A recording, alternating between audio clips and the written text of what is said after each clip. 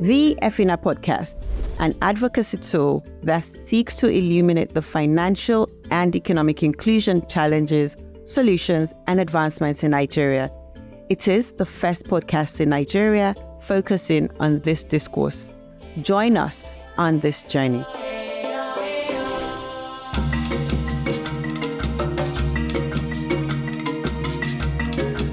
Welcome to the EFINA podcasts.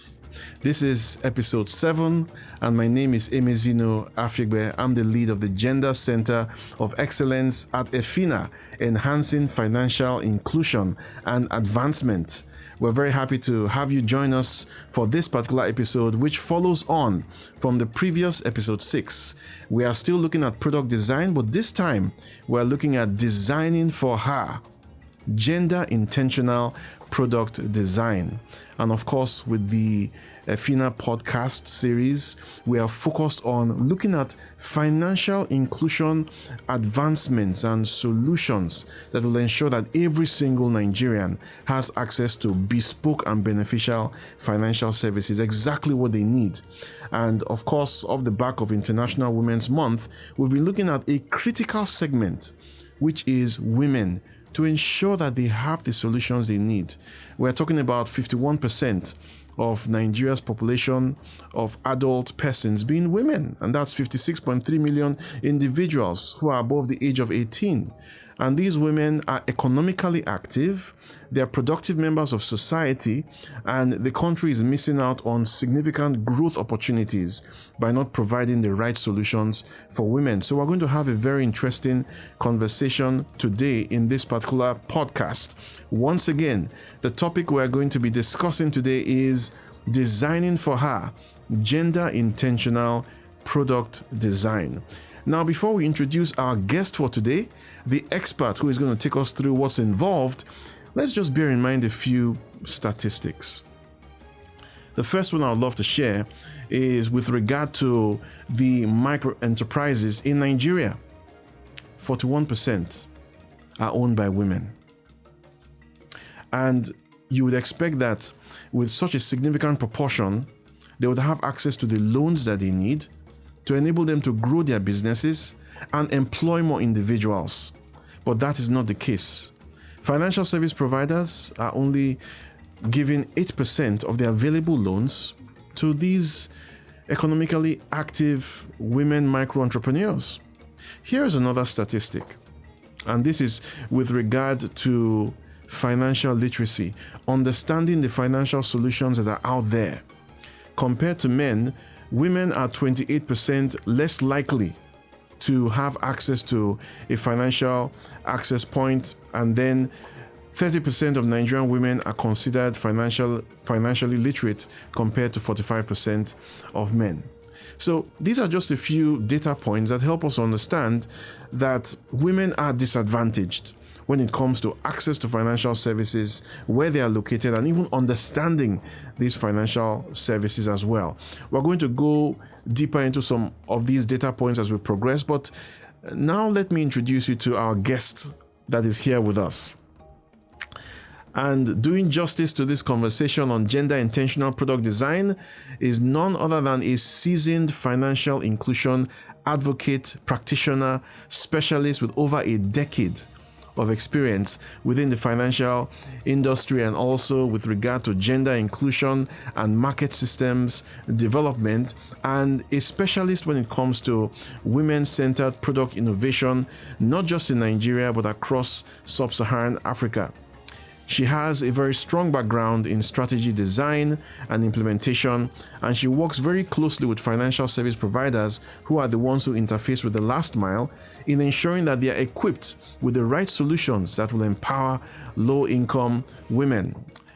She is passionate about building resilient, gender-intentional financial ecosystems, and she has led impactful initiatives in Nigeria and even beyond Nigeria towards advancing women's economic empowerment and women's financial inclusion across providing access to finance, digital tools, and capacity building. She is no other than Miss Olajumoke Daramola, Specialist Advisory Services for Africa at Women's World Banking. You're welcome to the podcast. Thank you very much, Zeno. When you're reading my profile, I was wondering, are you sure that's me? But I'm glad that the work that we do for women, especially regards to product development and product design, is coming out strongly. And there is no better time for us to talk about this but now, where we have everyone listening and everybody willing to do their part. Thank you, Zeno. Great. It's so good to have you on this conversation, Jumoke. In fact, the organization you represent, Women's World Banking, has been at this for 45 years plus. Yes, 45. Yes, that's a long time.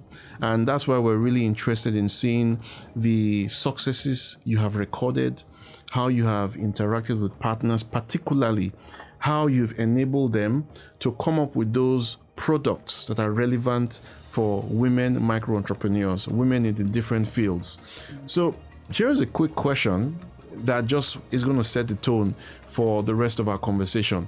Now, if you were able to set 3 priorities for Nigeria's financial ecosystem over the next 2 years towards improving women's access to meaningful financial services, what will those 3 priorities be? I was going to say 3 priorities for advancing women's financial inclusion. I would say one thing first is us prioritizing gender disaggregated data across all financial service providers, because the data helps us to take the next steps. Then inclusive policies to ensure that women are not just backbenchers, but the policies include them to ensure that regulators, financial service providers, they also prioritize women in terms of not only products development, but also in the propositions that they put out there, and not looking at it as a corporate social responsibility, but a way to empower economically active women, like you rightly said in the beginning. The third one would also be for communities and advocacy groups to ensure that the women that we're trying to bring into the group are well aware of the products, propositions that are available to them, and they are able to uptake these products when due.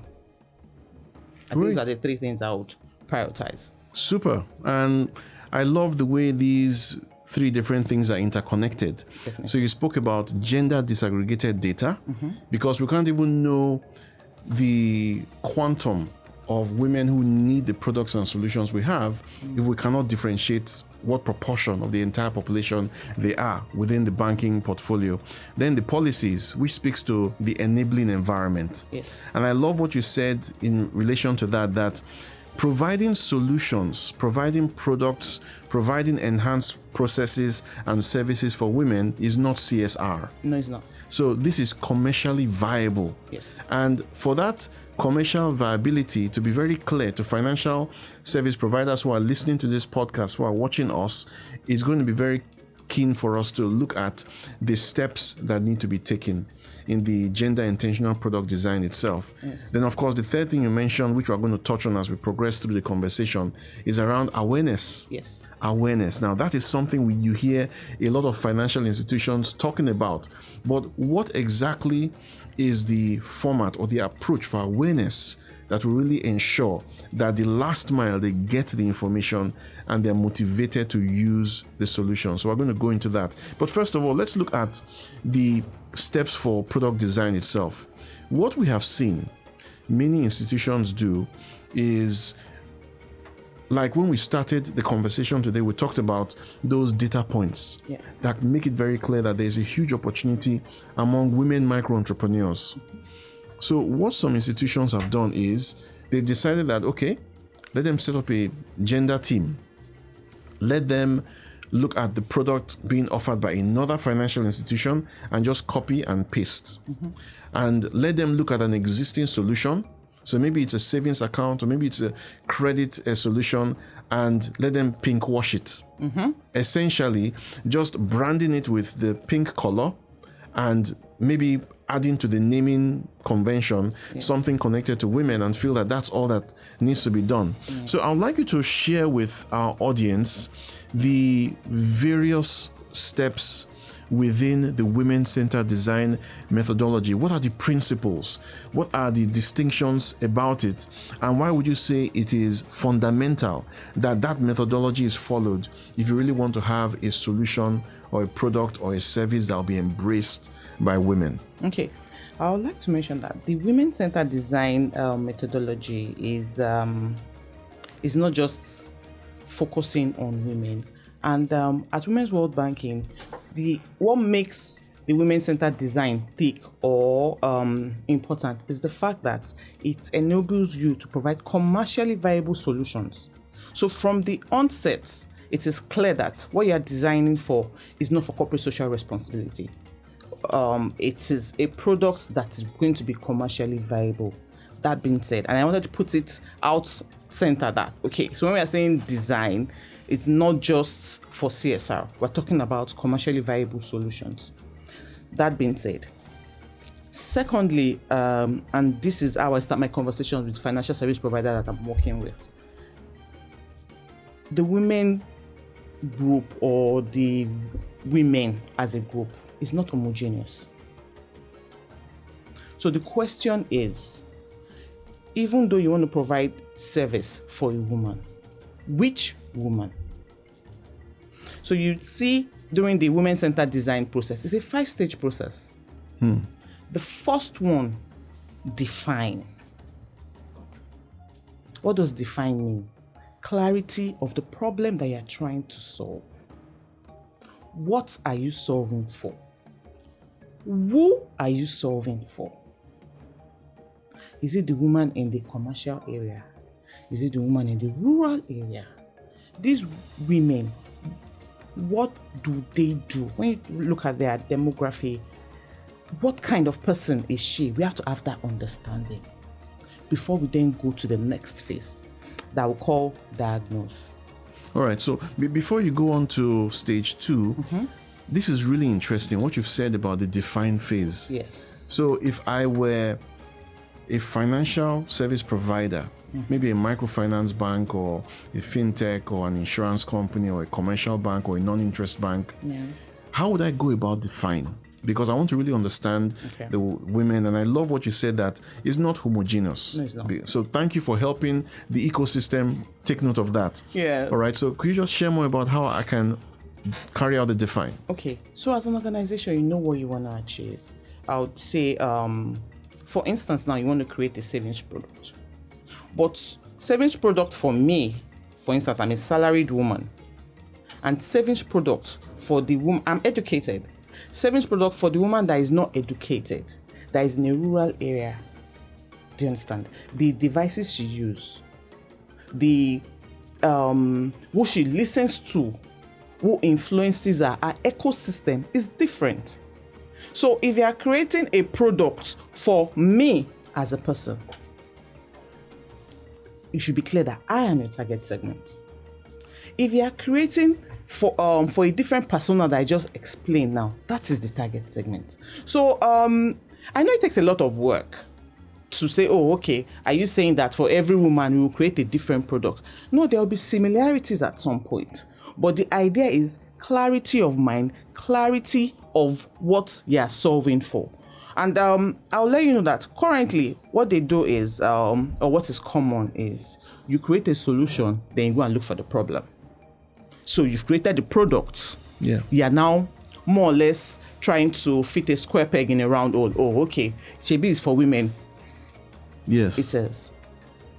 But we're not walking backwards. We walk forward. We walk towards the answer, not from the answer to the question, which is what the define phase helps you to achieve. Clarity. And it's not, as you go through all the process, it's very iterative. So it's not stuck on. You might start on this target segment, but I think based on the understanding you want, oh, okay, this is where I want to go to. As you go forward, as we talk about the different phases, you will see that, oh, okay, there's clarity of mind. We might need to tweak. This is what I thought. This is what I thought I knew. What you think you know and what is what currently gives is different, or what happens on the market. Sometimes they may be the same thing, sometimes they'll be different, which is what our women-centered design methodology helps you see. You iterate, you test. I know I was going through the first stage before going to the second. So by the second stage, that is where research comes in. We diagnose, understanding your target segment. What makes her tick? Who will she listen to? What is a day in her life like? Does she have kids? What's her age bracket? What does she do for a living? Who does she take advice from? What TV shows? Where does she get her information from? Very interesting. Very, very interesting. And by the time you start looking at this, you are building the persona of your intended segment. When you have that full understanding, you can then start with phase 3. Also, phase 2 also helps the organization in itself to know its capabilities. Based on what we're trying to do as an organization, is it in line, which is where our commercial viable solution comes to bear. It has to be in line with what your organization is trying to achieve. So your organization cannot be staying away from credit and you want to develop a credit product. That makes sense. Yes. Yeah. So it has to be in line with your organizational objectives, your organizational aspirations. So matching those allows you to complete stage 2. Then we go to stage 3. You've gotten a lot of insights from stage 2. You know who you're designing for. You know the products you are trying to make. Then you go into the design phase where co-creation happens. Everybody comes together. We all huddle together thinking, how do we make this work? And co-creation is not a one-man job. There are different departments in the organization. Everybody comes in, looking at it from different angles, and everybody is able to say, okay, what should we do like this? And you come up with concepts, different prototypes. Then you then take to the market to check it. If I do this way, will you be interested in it? Do you see that every point in time, I'm going back to my target segment to confirm, to check? Yes. That's why I'm saying that it's not a rubber stamp process. It's not a straight through process that, okay, because this organization did this and it worked for them, we'll just copy and paste. Copy and paste will not work in WCD, no. Great. We have to be able to put in the work to be able to show results.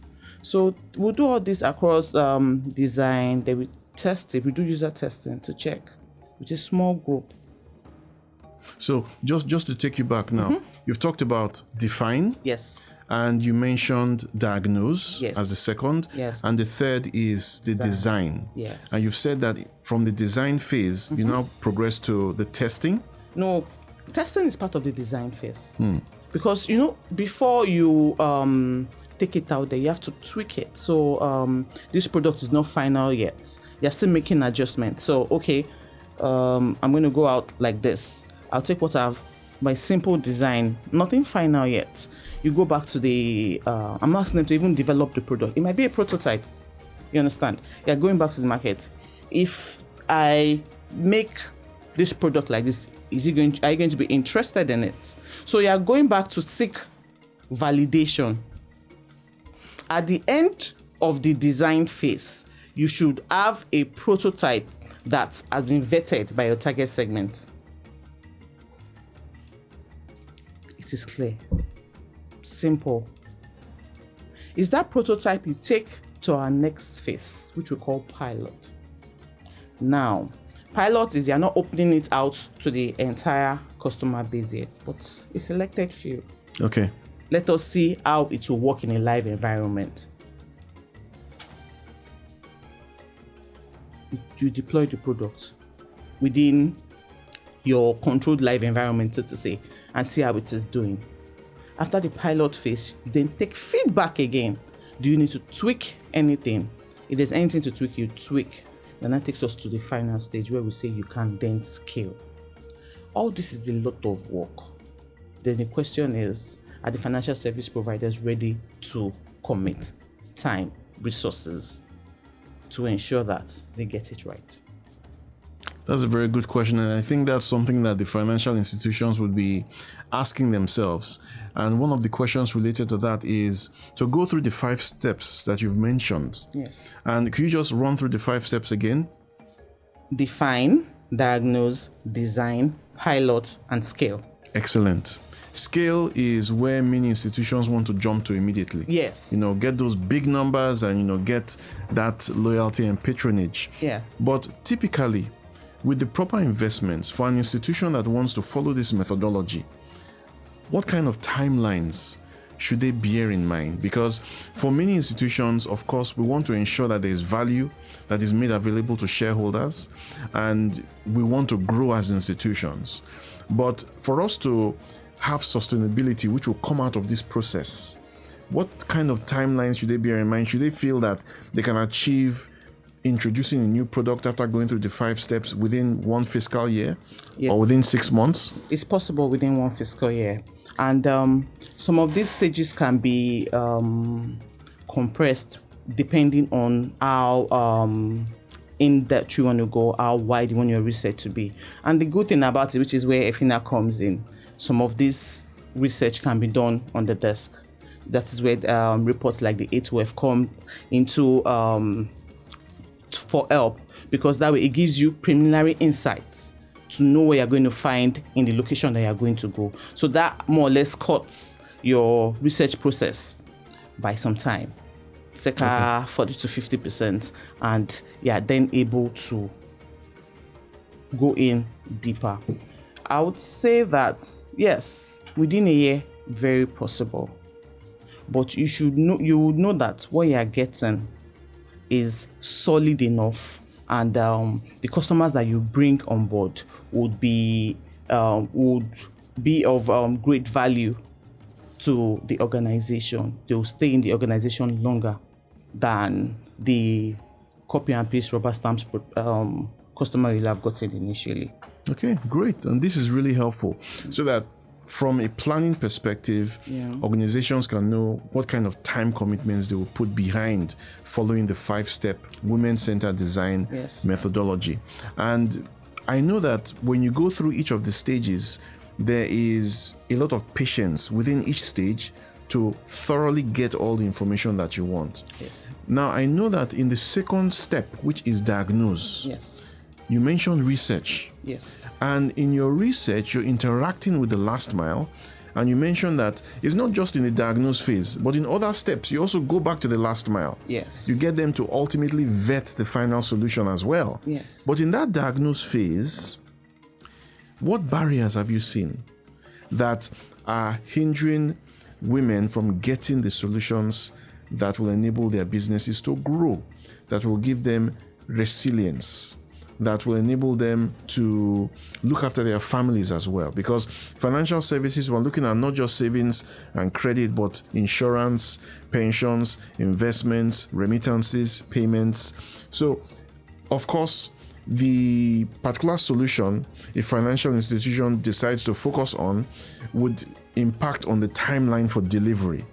And there will be a unique set of barriers associated with these different solutions, although there will be commonalities. But with regard to commonalities, what kind of barriers have you seen? Okay, so barriers, like you rightly said, barriers differ from product to product. So I'll touch on maybe when you're developing a savings product or when you're developing a credit product. So when it comes to barriers for savings product, one major issue is trust. Women, they need to trust. So if they don't trust the system, they can't come into the system. So that's one of the major barriers, that trust. Then another thing is time. They are time poor. So you'd see they need to take care of the family, they need to take care of their kids, they need to commitments to their communities. So we need to ensure that if you are then asking them to put their money somewhere, it has to be convenient. If she has to walk like 3 kilometers to drop her kids and pick them up, and she has another number of kilometers she needs to walk to go to the bank. In terms of priority, a family would come first. Yes, they will come first. So we need to take into consideration time, convenience, and like I said, trust. And if you, when I was talking, who does she listen to in order to make decisions? There are some areas that are also plagued with socio-cultural issues. She doesn't even know that as a woman, she can put money aside. There are certain issues around that. So how do we get these women to trust us enough to want to put their money with a financial service provider? How do you get them to believe you, to say that, oh, the bank is for them? Those are very good questions. Yes. And those are questions that the financial service providers will be asking themselves.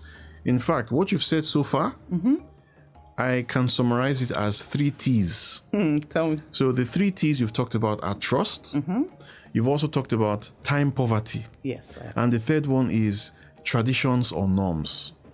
So those 3 that you've mentioned and you've observed while going through the diagnose phase, step 2 particularly, Yes. the research that you carry out, how have you been able to remedy those barriers? Because you ended by talking about a question that financial institutions will have, that how do you deal with these barriers? How do you ensure that the women, despite these contextual limitations, they're still able to access formal financial services? Yes. So what would you say would be remedies in practice Women's World Banking has been able to find and that can be emulated by other institutions? So I'm going to leverage or speak about one of the projects we did, and this was done in Nigeria. It was done with the Sub-Saharan Diamond Bank. It was called Better. It was for the women in the market. They used agents, and those agents were called Better Friends. So they humanized the organization. So the bank is no longer a building, but someone that they can relate to, that they can speak to, someone they know within their ecosystem. Can you see how trust is then built?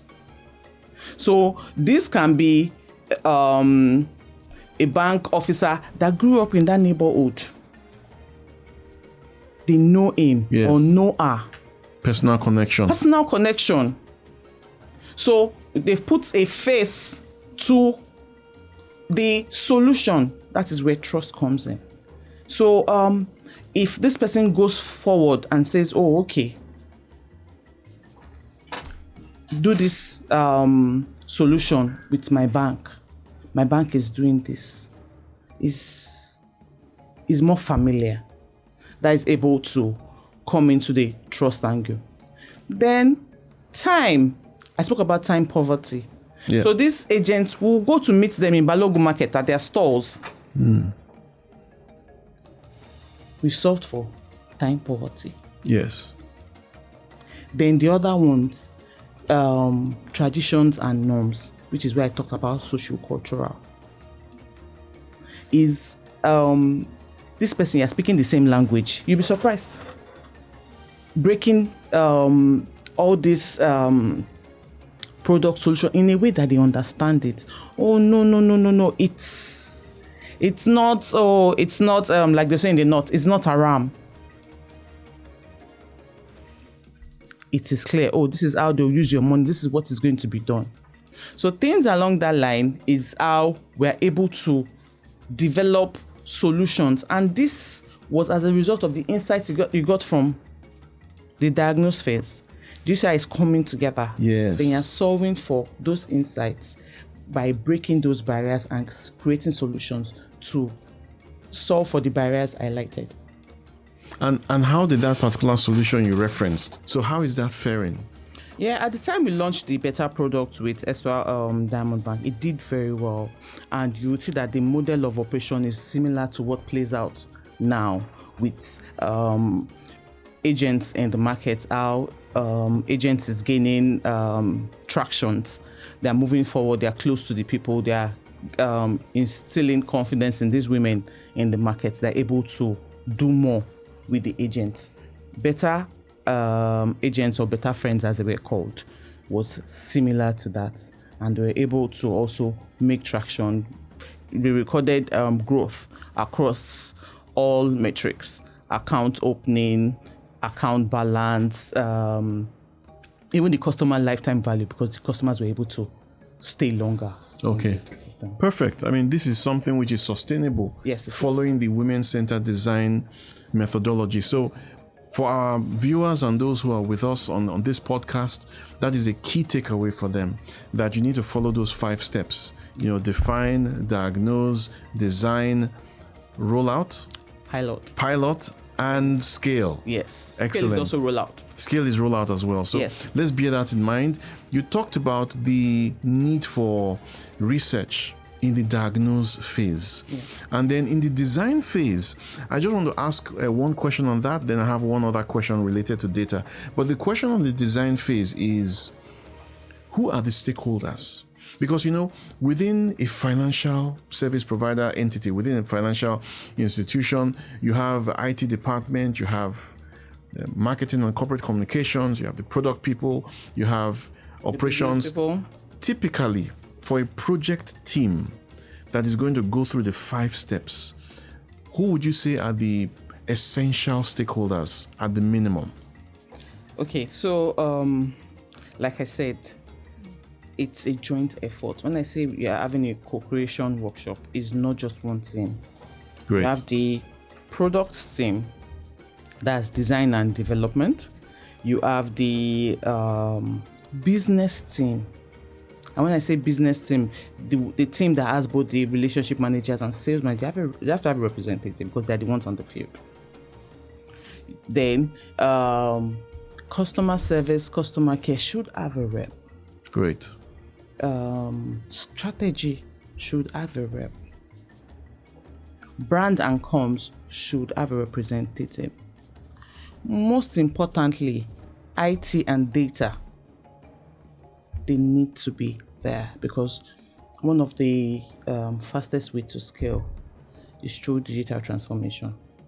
But it also has to be in line with your IT capabilities as an organization. So at the barest minimum, those people should be part of the project team. Yes. Excellent. Constitute the project team. Great. And they should be committed. Commitment is key. Yes. Because everyone has a part to play. If not, by the time the solution is done, you struggle with buying. Yes. Yes, that's a very good point that you mentioned about the need for there to be commitment, and that cuts across the whole institution, doesn't it? Yes, all the way from the C-suite, the executive floor, through to those in the project team. You mentioned data, and I had also mentioned that, yes, we'll talk a bit about data. What role would you say having gender disaggregated data has in coming up with the right solution for women? Okay, like this analogy I usually use, that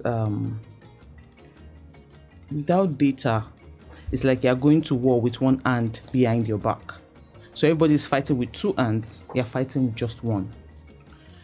Gender disaggregated data helps the organizations to make informed decisions. So you know what is lacking, you know where it is lacking. If you know the number of men you have in your books and the number of women, total number of accounts is no longer total number of accounts. You're able to say directly that of my portfolio, 70% are men, 30% are women. Of the amount saved, this gender accounts for this percentage. There's a general saying that women are better borrowers and they repay their loans better. Gender disaggregated data would show, and you then know, in terms of next steps, where do I go? If I'm making most of my money from this gender, if this gender is more if this gender gives me more value for money, I'll channel more services to them, and my return on investment will be better. Yeah, then even for the regulators, they're able to make more informed policies, more inclusive policies, because the data is clear. Yes. The channels you use to engage them is clear because you already have that data.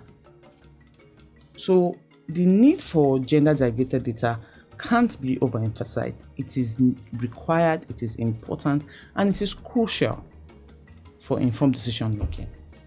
Great, excellent. It's important, it is crucial for decision making, and it's very, very vital for having the right products designed for women. In closing, and as you look into the future, what do you need from financial service providers and also regulators? What would you tell them and development partners with regard to mainstreaming gender intentional product design across Nigeria and SSA? What practical things would you give us a call out to them? Okay, thank you, Zeno. For financial service providers, I would say that designing for women has to be bespoke to their needs. They should take into consideration the peculiarity of the women's needs. Because if there are no use cases for the woman when the product is being developed, then it is, for lack of better word, I would say dead on arrival. Then for regulators, the need for gender disaggregated data, inclusive policies cannot be overemphasized. And for them to mandate financial service providers to provide this data, there has to be incentives. What is the need for them? So I think that is something regulators should look into. Inclusive policies and mandating submission and reporting of gender disaggregated data and making it worthwhile for the financial service provider.